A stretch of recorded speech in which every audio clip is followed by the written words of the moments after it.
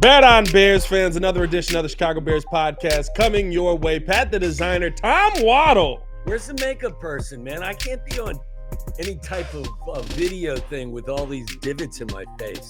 You don't have a makeup person? You know we should get one. I'm not going to lie to you. I got my makeup done for the first time. I did a show over on Stadium, just a quick 10-minute segment. Yeah. And they were like, do you want to get your makeup done? Hell and yeah. I was like, I've never gotten it done, so sure. Yes. And like I sit down, she like puts some light powder or whatever it is on my face. Yeah. And then she's like, I'm gonna do your eyebrows. I was like, what?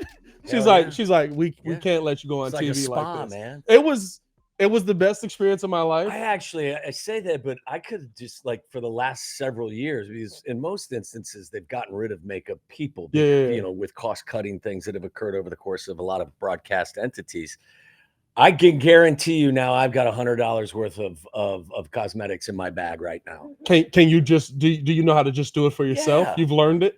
Look at this face. Do you do a beat face? Oh, you really? Yeah. Like this is. I don't know if this is. They call this the Ohio heat rash. Is that what that is? I call it high blood pressure and a little bit of a sunburn. But yeah, you can get that. Don't do that, Eric. You don't need to come in on me. I'm not gonna lie. I can get the bright red tone down. Yeah.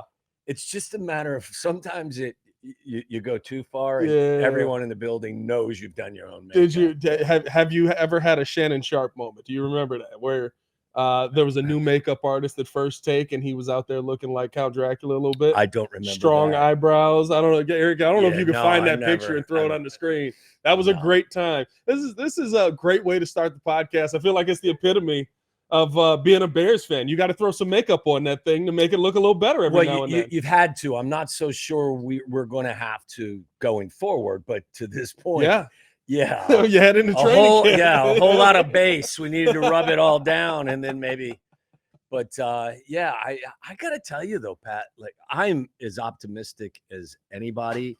But with that said, I'm also I'm playing the long game. Yeah. And I think Ryan Poles has played the long game beautifully, where he's done a lot to improve the overall talent on this roster. But at the same time, he's been fiscally responsible. He's got cash left if he needs it to, get a pass rusher or to add on the offensive line or whatever it is.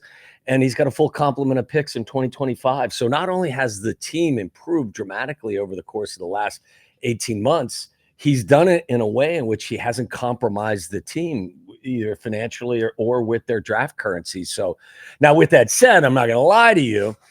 I'm not on the 12-win bus right now. I still we spend a lot of time talking about the trenches, the games won in the trenches. Well, if you do believe that, and I think that there is a lot of truth to that, you can't look at our trenches right now and feel great. Right. Yeah. So like, I could get itchy and scratchy and a little bit concerned about both sides of the line of scrimmage, but that's being a little bit too kind of focused in on one thing. Overall, I'm thrilled at the direction they're going. The one thing Yurko always says is that this team was built backwards, that he went through DBs, he went and got receivers, he got the running back room. But you haven't addressed the offensive line, the defensive line as much as you would like to. Which is odd because the GM's a former offensive lineman. I think it's a really good point by Yurko. And the guys he's picked, let's be real. Like if we're being honest about this, we don't feel great about Nate Davis. Lucas Patrick was a disaster. Yes, you had to keep Cody Whitehair around because he was the only competent lineman. But that's not a great situation to be in. Braxton Jones is okay. He's a 5th-round pick. He's overachieved. I think that's a good pick. Darnell Wright has been a good pick, at least in his rookie season. We hope that we see that moving forward. It hasn't been this overwhelming success on the offensive line that I think many of us thought we would see. And I would focus on the interior of the offensive line, which maybe I'm just an alarmist, but I've always felt that quarterbacks, especially young quarterbacks, are much more affected by pressure that comes from the middle of the line versus the pressure that comes from the perimeter. Yeah. Not that no quarterback wants to have Myles Garrett, bearing down on them. Khalil Mack coming off the right side. No, I'm not worried about that. Right. No, I mean, there's time and place to worry about all of that, but especially for a young quarterback. And I said this, the other day on our show. I'm not worried about Caleb's height. I'm not. Right. It's not something that bothers me. But at 6'1", he's not 6'5". Right. So as a rookie, my hope is from guard to guard they're really solid because, as I said, I think all quarterbacks, but especially young quarterbacks, are very much affected by pressure that is coming from the interior of the defensive line. And Tevin Jenkins has been fantastic when available. The center position, to your point, I'm a little surprised that it's not a spot that they have, that Ryan hasn't been able to have more success at. And when Nate Davis is out there, there are moments when Nate's really good. Yeah. But again, availability may be your greatest commodity. Darnell Wright, I think, talking to Olin Kreutz one day, he said, look, he loves Darnell Wright. Not to, if I misquote Olin, I may get in trouble. No, I'm joking. I love Olin.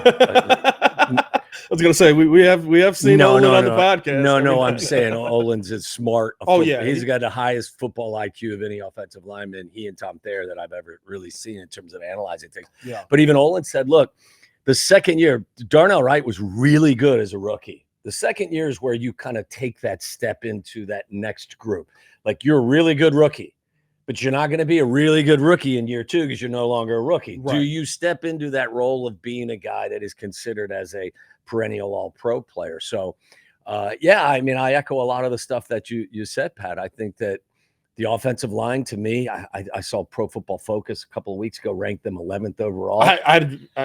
I have no answers. I don't either. And I don't know what they're looking at, but PFF is so numbers.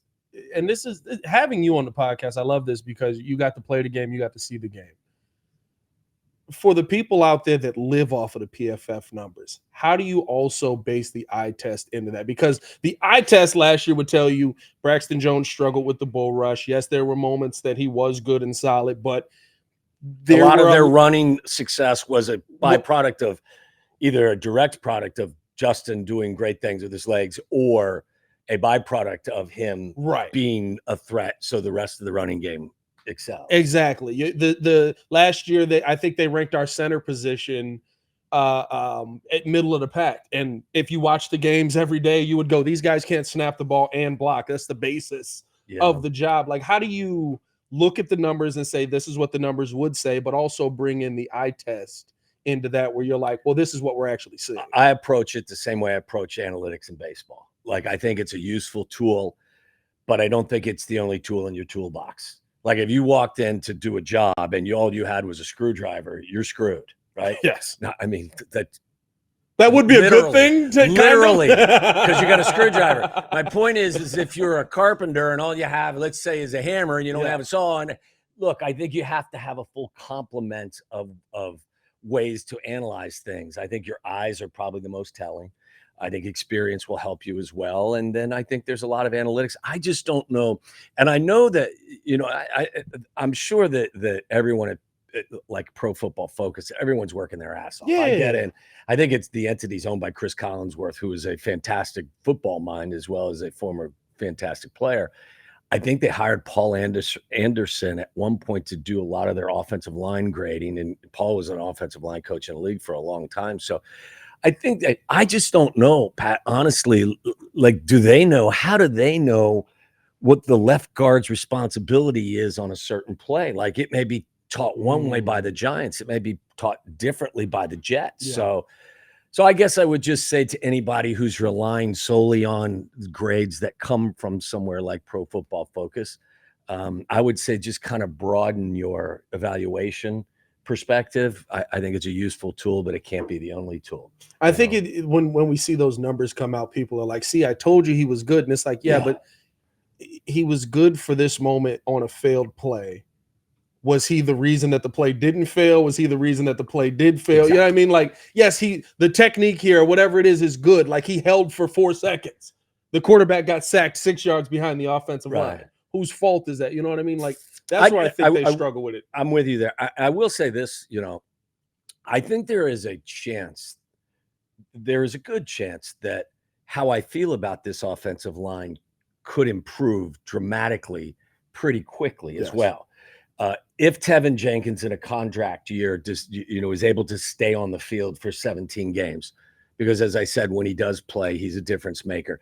If somehow, some way they solve their center position, if Nate Davis plays like the accomplished veteran for 17 games that we all think if he's out there, he can play like, if Darnell Wright takes another step, if Braxton Jones, is a better player in year 3 than he was in his first 2 years. And if you get a quarterback, even though he's a rookie, but that plays with a little more feel and plays with, just a better understanding and more efficiency in the pocket. Because I think there were times last year in the last couple of years where Justin put some of his offensive linemen on an island based on how he would maneuver in the pocket. Right. And I think if you can clean up some of that, the offensive linemen will be the direct beneficiaries of something, that is improved in that manner. So I think there's I don't think they're anywhere close to 11 with Pro Football Focus. And in fact, this is why I said, like, I'm very optimistic, but I do have questions at the line of scrimmage.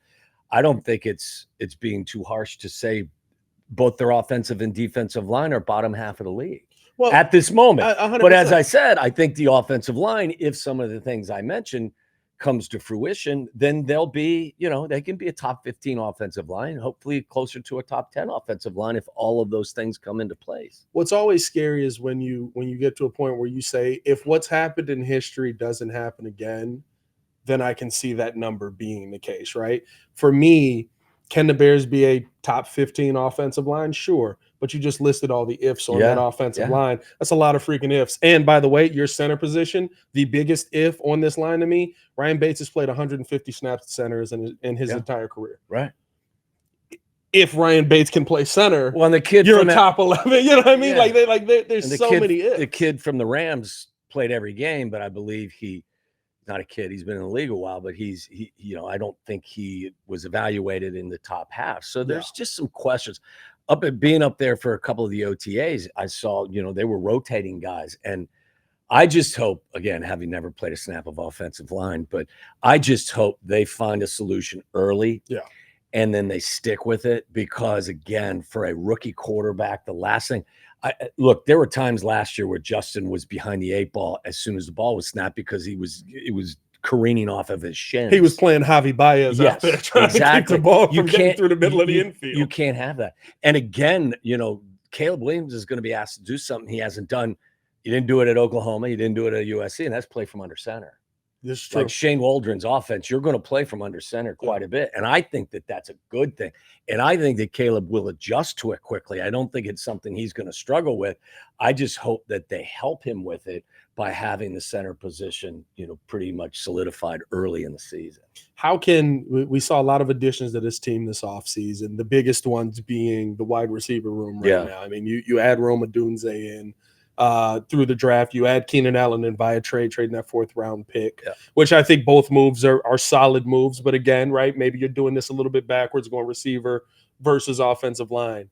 As the receivers on this team, how do you help your quarterback if those offensive line issues are there? Well, I think you got to be where you're supposed to be. I think that's what's most important. Look, I'm with you. Maybe they engineered this thing backwards. I think it's a valid point, or it's a concern. But again, as I said earlier, I think Ryan Poles is playing the long game. Doesn't mean it can't be successful, right? Either, I think the reason they traded for Keenan Allen was so that they would have a consummate Hall of Fame caliber professional in the huddle with your rookie quarterback. Right. Like, we're on 3rd and 7. There's one guy in this league that I don't doubt is going to be exactly where he needs to be, and he's going to have the leverage he needs against the cornerback that is on top of him, and that's Keenan Allen. He's as smooth and silky of a wide receiver and on an important 3rd down guy as you're going to find in the league, even at the advanced stage that he is in football terms. So I think that, having him in the huddle and knowing that he will be where he needs to be in crucial moments is infinitely advantageous for Caleb. DJ is my favorite player on the team, and I became kind of a sycophant of his watching him in his first OTAs last year. Yeah, I mean, he's the first guy on the field. He's the hardest worker, or one of the hardest workers out there. Not to mention, he's the most talented player I think on the team, regardless of position. So having him out there also helps. And I think Rome is ridiculously mature for his young age. So I think that guys being where they need to be and making plays for your quarterback, I think that's going to help the growth of Caleb. So I mean, there are going to be some pains, there'll be some growing pains out there, but I mean, the best way that you can help him along is surround him with quality talent. I think it will take a little bit of time, though, as they try to learn the nuances of everybody's games. There are a lot of new faces. Right. Quarterback's new. Gerald Everett's a new tight end. Yes. Caleb hasn't worked with Cole Kmet. DeAndre Swift comes in. Keenan Allen comes in. So it may take them a little time to find their rhythm, but this is as talented an offensive huddle from the skill position as I've seen. I think you got to go back, and I'm talking, what was it? Cutler, Brandon Marshall, Alshon Jeffrey, Martellus Bennett, and was Matt Forte still there? Like Matt Forte on the running game. That's pretty damn electric there as a group. I think this group's got a chance to be every bit as good as them over the course of time, which I think is what's most exciting. Does it come down to just knowing the playbook like the back of your hand at that point? Because we have, as weird as it sounds, we've seen a team go to the Super Bowl very similar. Not saying the Bears are going to the Super Bowl, everybody breathe. But we've seen a team go to the Super Bowl built very similarly to what the Bears have done. The Bengals had no offensive line, and they still don't have one really. So much so that in his first year, Joe Burrow got killed out there, and his third year. Yeah. But the Bengals, he's not going to last very long. I'm very nervous for Joe Burrow, but we saw them be able to go to the Super Bowl because Joe Burrow always knew where Jamar Chase was going to be. And literally we saw him after games go, sometimes it's just he's down there somewhere. Yeah. And being able to throw with anticipation, being able to know, okay, I got DJ Moore down the left side. I know he's going to beat his man. I don't have 3 seconds to put this ball in the air. I got to let it go as soon as I think he's beat his man. Well, that's part of being a quarterback in this league as well. Not just knowing the guys that are in your huddle, but if you don't throw with anticipation, you're not going to last long. Yeah. I mean, the windows are tighter. The guys that are checking your receivers, tight ends, and backs are significantly better than the average guy you're facing. I mean, I'm sure there were some good cornerbacks and safeties at Oregon. Well, I'll tell you that revamped secondary in the Lions is going to be a lot better. Yeah. Brian Flores. There's nobody from going to class after. Yeah, right. Brian Flores is going to have his guys doing things that are a little more intricate than what Oregon State was doing. Yes. That Beaver secondary was probably good, but the Vikings are going to be better. So, I mean, I think. Are you telling me there's no tech majors on the secondary out there? No, I'm just telling you that this is a different level of talent, But I think that was one of the things that caught my ear when I heard, a while ago, well before the draft. I think it was before the draft. Maybe it was after. I don't know. But DJ was out in LA working with Caleb Williams. Yeah, that was before the draft. And DJ said, it's different because the ball, you come out of your break and the ball's already in the air. That's the kind of thing that, you have to be able to do successfully to be an upper echelon quarterback in this league. And you mentioned Joe Burrow. Look, I think when Joe Burrow is 100% healthy, I think he's the second best quarterback in the league behind Patrick Mahomes. I'd agree. I mean, some people may argue and get into a semantics argument, but if he could stay healthy. But you're right. Joe trusts his guys. Joe throws with anticipation, and Joe does the type of things that I think that Caleb's capable of doing over the course of the next few years as well. And the hope is that you're not taking a shot in the ear hole every time like Joe Burrow does. Because, I mean, like it does come down to the O-line. But, like, when I see him and how the Bengals put that team together, it is what I think right now, this Bears team, because I'm not uber confident in where the offensive line is. And so I do think there's going to be a lot of this season where I think you may see more of the athlete of Caleb this year, where you didn't have to see a ton of that in college. You don't want to see it, but you may see him have to get out in space and use his legs a little bit more. You may see him have to throw some balls where you're like, I hope he's there when it gets there. Yeah. Because I'm going to let it go. I tell you, like, one of the things I kept saying the last few years with Justin was just, I'd rather watch him be more aggressive. And I'm not saying reckless. I'm saying aggressive and push the ball into spots where the ball is supposed to be. And don't worry about it. If the ball gets knocked down, or even if you throw an interception or two over the course of a 17-game season, I'd much rather watch the quarterback. Again, don't be reckless, but be effectively aggressive. And I think that's what you have to do. I think one of Caleb's biggest adjustments is going to be playing in structure, because again, he played exclusively out of the shotgun. Right. His offensive line at USC was not good. So he was constantly moving and playing on the run. There's only so much of that you can, unless you're Patrick Mahomes, there's only so much of that you can do and be really successful at. So I just hope he has the patience to kind of sit in the pocket and not hit the eject button too soon, because it's what he's used to doing, and just be disciplined and take what a defense is willing to give you. And just trust those receivers. You know, you've got guys. So while the protection may not be great, don't be overly anxious about hitting the exit button and getting out. Got to play in structure ultimately to get to where you need to go. How much of that aggression is on the coach to allow? Because I think the one thing that we saw was we would see games where Justin would be aggressive and he would just let it fly. And then we'd see a game where like Justin got a turnover early and then all of a sudden we're running the football for the next 3 quarters. You know what I mean? How much of that is on Shane Waldron to say, it's all right if you throw a pick here because we've got a defense that probably can get it back. Don't stop trusting what you're seeing. Don't stop trusting what we've studied. Yeah, I think it's vital. You're going to make mistakes. Famously, Peyton Manning threw 28 interceptions his rookie year. Yeah. I don't want 28 picks. Games played differently a little bit. 14 touchdowns, 28 picks. I think it was. I think it was 27 and 28, wasn't it? Was it that close? I think it was closer to 1-1 to 1-2. I may be wrong. Yes, but he also probably set the interception record as well. 26 touchdowns, 28 picks. 26 touchdowns, 28 See, picks. my memory sucks, but stuff like that, every now and again I can remember stuff. I think it's really important for Shane Waldron to, think about also, I keep harping on this, but think about what Caleb is having to do in terms of an adjustment. Yeah. Played out of the shotgun.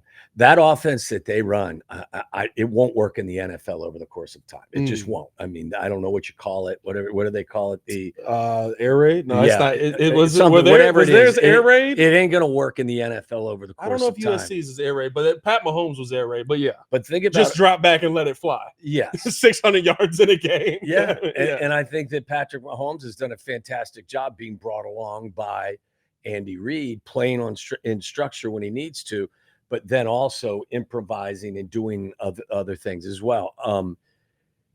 So Caleb's going to have to learn. I mean, again, how about just the snap count? Basically at USC, you're standing in shotgun formation. You're looking to the sideline. The play's coming in from the sideline, and you're clapping. Like, what the F? I mean, that doesn't happen in the NFL. So I guess was it like that when you were in college? No. I was gonna say. I was like, is this a new thing? Because I remember the cards have been a thing for a while. We didn't have cards either. No cards. We had sign, or it was either that or back in the day. I mean, this is way back in the day. They used to bring in plays with guards. Oh, rotating guards. Swap the guard. Yes, and he would bring like your left guard. Yes, you'd start at guard. He'd play the first play, and the second play, the left guard would come in and bring in the next, and then the other guard would bring in the third down play. Oh yeah, it's crazy. Yeah, that's the way it used to be. Same thing, but you had guards too. The guard's got to know the play like the quarterback does. Oh yeah, he's got to bring the play in. Like you see a guard coming in, he's like, oh shit, I forgot the name of the play, and he'd look over to the sidelines and. But I guess what I'm trying to get to is like Caleb, he's got to call a huddle. Yes. Like this all sounds ridiculous that I'm mentioning it, but it's all legitimate stuff. Call a huddle, call the play in the huddle, right? Get to the line of scrimmage, okay? Read your, what the protection's going to be, and then go through a cadence, a verbal cadence. And I know people are going to sit here and say, well, those are the basics of quarterback play. Not these days. Yeah. They are in the NFL, but they're not in college. Remember the college too. They haven't had the headset where you can call plays. Which is the dumbest thing still in the It's changing this year. But what is also hilarious to me is like, so what are they wearing headsets for? Who are they talking to? To the guys upstairs. Do you know the reason why? Is it just Saban to yell at him like, call a better defense? Yeah, you see, he's chewing out Lane Kiffin back in the day, or whoever it was. You know the reason why? My understanding is the reason why they couldn't use like the walkie-talkies is to do that. You have to manipulate some of the padding inside the helmets. And there was no agreement between the players at the collegiate level and the college football, whatever. There was no agreement there, and it was basically a violation of something. So all you really would have had to have done is get into a room and have the players collectively say, we're fine with placing a transmitter in the helmet, even if you have to move a little pad over here or there. It was a liability issue, which is crazy. Are you telling me that the NCAA does not do a great job with communication? That's what I'm telling you. That is surprising to me. Right. Breaking news. Breaking news here. You heard it here first. Tom Waddle. I think when I look at the transition from college to the NFL, we talked about the struggles. Do you think because of the offensive line that, listen, I know Caleb Williams won't say it, but it was bad.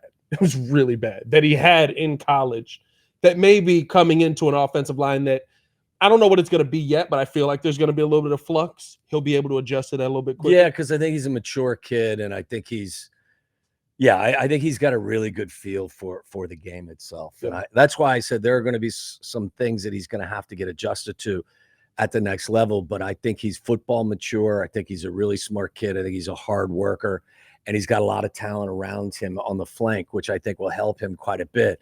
But like I said, I mean, there will be some bumps. There's no question.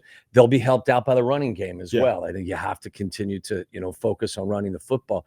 I think he's going to be good early, but I'm not going to sit here and tell you there won't be mistakes. There will be mistakes. I just think he's ultra mature coming into the situation. I think he's, I think he's authentic. I think he's talented, and I think he's got a hunger to be the best player he can be. And I think you put all those things together, and I think there's a really good chance that he has success, and he has success in an early stage. The biggest question that I've had, because I think that the relationship that Caleb and Rome are going to have is going to get Rome the football. How do you balance all of that out if you're the offensive coordinator? Because I think, right, like coming in, Caleb's got to know, if you're good, I'm good. If I'm good, you're good. And we all get paid off of it. You know what? I think it's less about trying to get guys theirs and more about identifying mismatches. Mm-hmm. And I think that you're going to see them. I think, if you're usually you kick your third corner inside. Well, if I'm Caleb Williams and I'm Shane Waldron and I see that the third best corner on the Detroit Lions is actually kicked inside on Keenan Allen, a guy who's probably headed to Canton, well, then I'm gonna try to exploit that matchup. And if for whatever reason we're getting the best of that guy or in this situation, so they rotate what they're doing, then I can now I'm going to go to DJ on over here.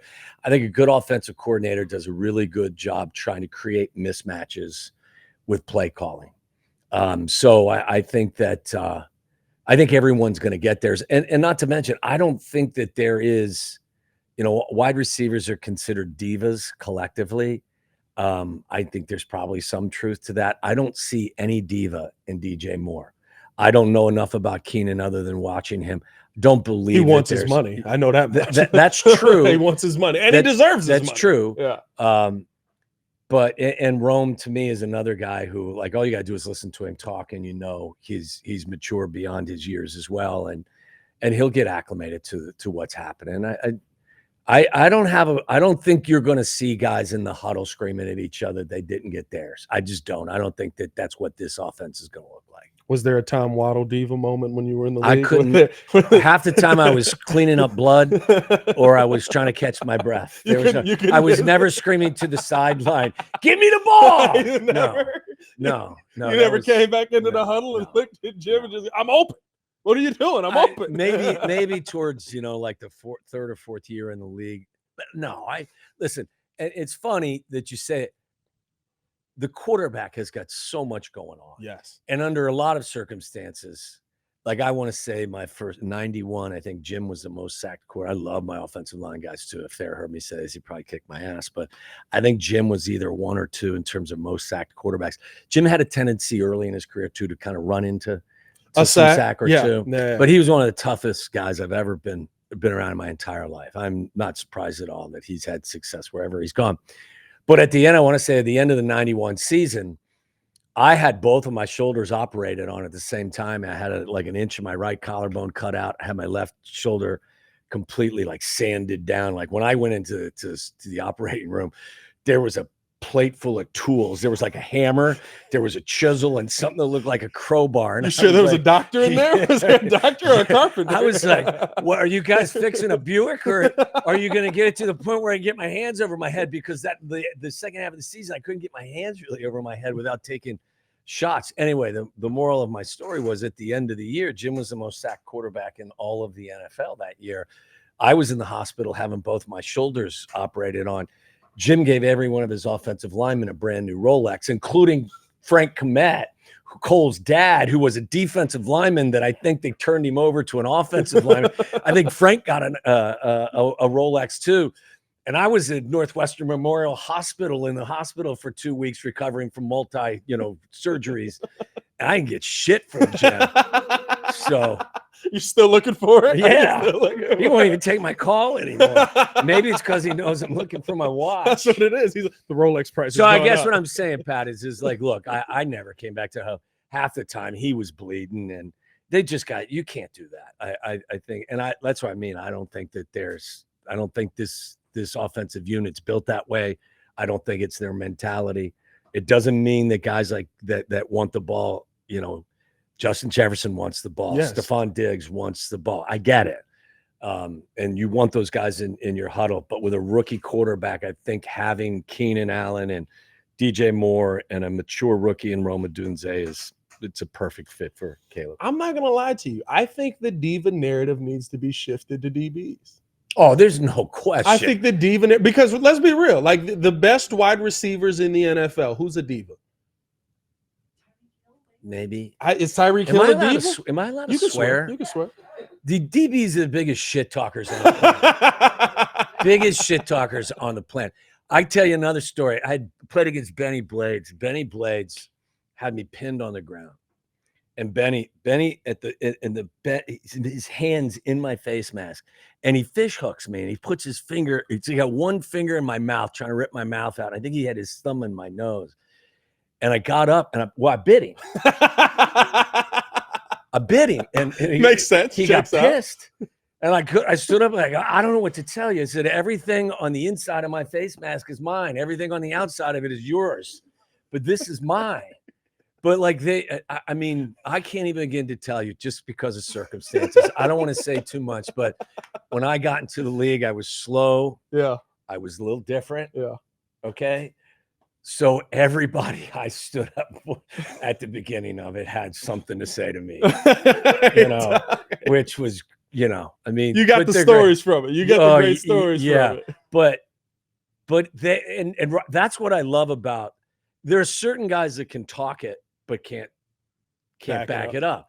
I think our guys, whether it's Jalen or it's Tyreek Stevenson or it's Kyler Gordon, I think those guys not only can talk it, but they can back it up. And I think they play with a swagger and a level of accomplishment that goes with that swagger that I think is great. How they finished last season gave them, to me, the ultimate confidence that you can have as a DB. Like, I mean, Tyreek Stevenson, I believe, if I'm not mistaken, before Montez got here, gave up 7 touchdowns. Oh, yeah, he struggled the first six weeks of the season. By the end of the season, he had given up 2 more, and he was one of the better shutdown corners that you could have in the league. Like, to say that about a first-year player, right? It's got to build the confidence in him. Jalen Johnson's on the other side. If he can stay healthy this year, you've got Brisk, you've got Gordon, you've got and bringing in Bayard to me is a huge upgrade. I agree. I think he'll be better here than he was with Philly last year. I think Philly it's a better match last year. So. But Stevenson, like it's sometimes you hit, sometimes you miss with your evaluation of guys. But when I watched Stevenson in training camp last year at the very beginning, I looked at Sylvia. I said, this kid's going to be a hell of a player. He may struggle early. He's going to get penalized a lot because he's big and he's physical. Yeah. But when he learns what he can get away with and what he can't get away with, it's. I'm just telling you, when the more physical a corner is, the more difficult it is for a wide receiver, because the last thing you want to do is get mauled at the line of scrimmage. And then you spend so much energy trying to get a release from a big physical corner that it then takes away from the precision of your route. The timing comes off. So, and you could just tell when he learned what he could get away with physically and what he couldn't get away with physically, that's when I think he kind of settled in. He's physical. He's got a lot of confidence, and he got thrown at a ton. I mean, it was baptism, by fire. And I think he's showed the elements of good corners. You got to have a thick skin and a short memory. And I thought he was really good the second half of the season. So I think that the swagger exists with that defense. And Pat, I think that I said this after OTAs. I think this Bears training camp is going to be one of the most entertaining things you could go to. More so than Chicago baseball. That's for damn That's sure. why people are trying to resell the tickets for $300. Yes. I'm so glad that StubHub and them stepped in and took that down. I'm like, you're reselling the free tickets for $300? Yeah, that's shady business. That's shady business. Yeah. Right, but I brought think to you by Shady Rays. I think that what happens in practice every day is going to be immensely beneficial for Caleb Williams in this offense. There's also, this defense that played exceptionally well last year at the end of the year, and then listened to everyone around the NFL universe talk about Caleb and the additions on offense and Keenan Allen, and look at this Bears offense. They're like, whoa, wait, we were the strength of this team last year. I think every day in practice, and it's healthy, but there's going to be chirping. There's going to be competition. And I think by the time you get to the opening game of the season, I think there's going to be a certain callous that, and this is a good thing, that Caleb and that whole offense has. You get calloused through camp, not just physically, but I think mentally as well. And you're going to face an aggressive, defense every day that's got a swagger. And I think on Sundays, you're not going to be shocked to see the opponent act and behave and play in a manner in which you're used to every day in practice. And I think it's going to be great for Caleb to face this defense. Who is it on to set that tone? Because I agree with you. I think that what we saw at OTAs, to me, I was very excited by it, because every time Caleb started to get the best of the defense was like, oh, the kid thinks he can play. Yeah. Oh, let's play for real now. Let's go out here and give a little more effort. And you would see the defense win. Caleb would figure something out. The defense would figure him out. But who is it on to set that tone? Because I think last year, my biggest surprise at training camp was in year one of Matt Eberflus. Everyone was sprinting, they're running, they're playing hard. And I get it. It's the end of the bench guys who are trying to make a team. And you saw that play out on the field with the end. And that's why we win 3 games. But in year 2, I swear, I was like, guys are walking off the field. Like, it's quiet here. There's no talking.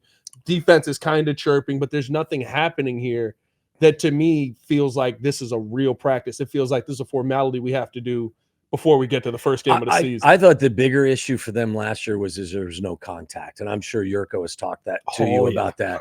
And they don't need to do it the way Johnny and I did it back in the day. I mean, we were out there for 3 hours in the morning and 2.5 hours in the afternoon in double sessions. And I think, the teams he played on in Green Bay got it right towards the end, where Holmgren, it was the 49er way is we're not going to be 65 or 70% in week 1 of the NFL season. We're going to pace ourselves and we're going to do it right. I think that they, from my perspective, I don't think they did enough physical stuff, especially in the trenches last year. And I think that Eberflus has talked about it. There's going to be a lot more competition in training camp this year. And I think it's going to be a good thing for them. So I would hope that there's a little bit more, physicality that goes on. I just think you be available. It's like I said, DJ is the first guy out there and I've never seen DJ more miss practice. Now I'm not up there all the time, but like when other guys and maybe he just stays. I don't think DJ. Well, that's the best way to kind of lead, is to be out there and be the hardest worker. Think about all of the greatest. I mean, Michael was the hardest worker for the Bulls. Jerry Rice was the hardest worker for the 49ers. Like, when your best players are also your hardest workers, I think it kind of goes hand in hand.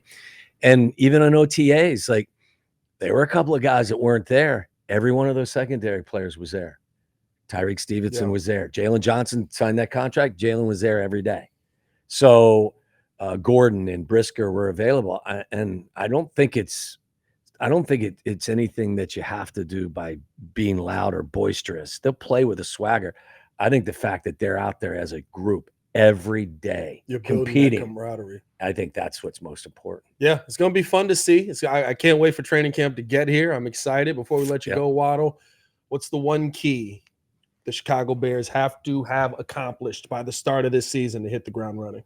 By the start of this, well, first of all, you need to be as healthy as humanly possible. I think your quarterback needs to be up to speed. I think that the key to this season, if we get through, it's weeks 12 through 17, 18, wherever we're at, and you haven't seen significant improvement in quarterback play, I'm going to be disappointed. Yeah.